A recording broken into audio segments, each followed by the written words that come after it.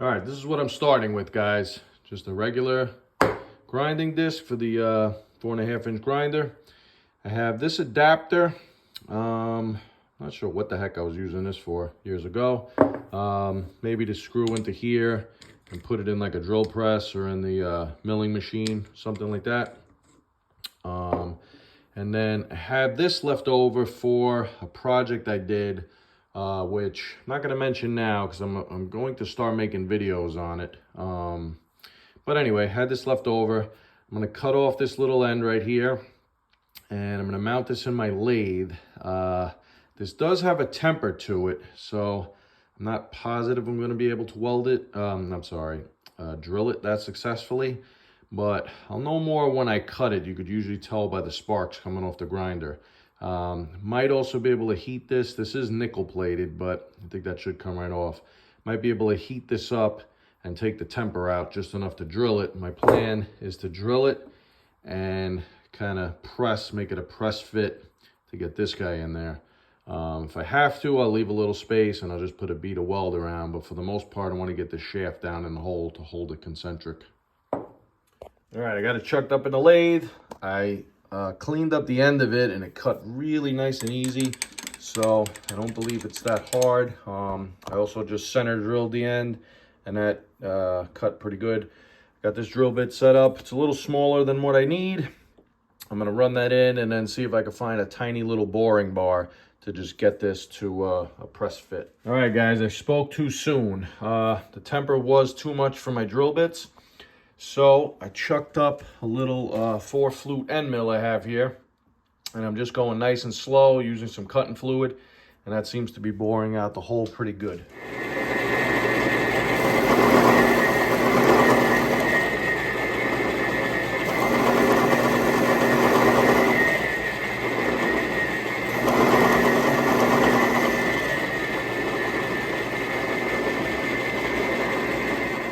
All right, so I got this part bored out. Went about 3/4 of an inch down. I think I'm gonna leave this sticking out. This is just larger than this bore right now. So what I'm gonna do is chuck this guy up in the lathe and bring this final diameter down, and I'll leave it like probably 3/1000 over. I'll measure this and leave the outside diameter of this guy 3/1000 over this.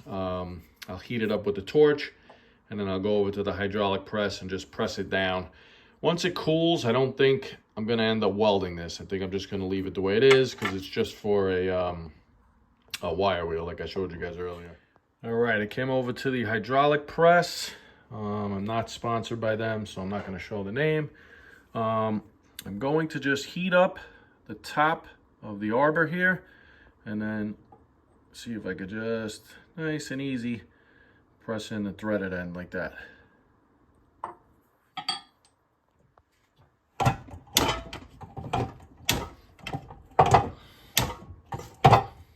All right, it's all pressed together. Ran it in the lathe.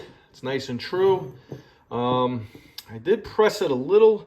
I'm sorry. I did make the. I should have probably machined this part down just a little bit more. I went with 5/1000 larger than the bore.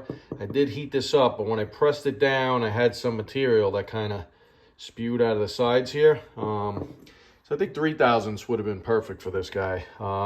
Like I said, it's in there nice and solid. It's spinning relatively true. It doesn't have to be perfect. I'm going to put the wire wheel on now and run it on the grinder. See how it looks.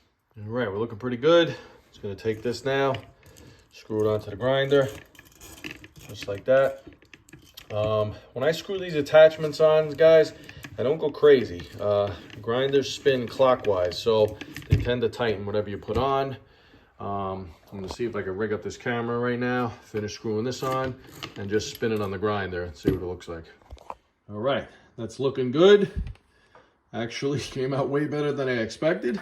And you can see here, it's spinning nice and true.